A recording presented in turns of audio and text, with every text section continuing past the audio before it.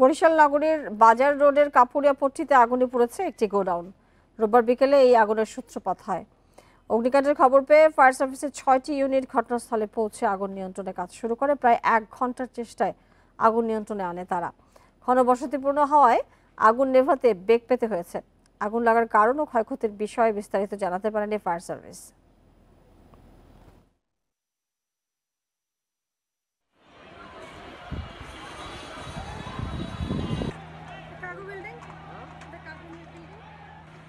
বরিশাল বাজার রোডে জাফরানি জর্দার গোডাউনে আগুনের সংবাদ পাই আমরা 16টা 25 মিনিটে, এবং 16টা 25 মিনিটেই আমাদের টার্ন আউট গাড়ি চলে আসে। বরিশাল সদর থেকে 4টা ইউনিট এবং বরিশাল দক্ষিণ ফায়ার স্টেশন থেকে 2টা ইউনিট।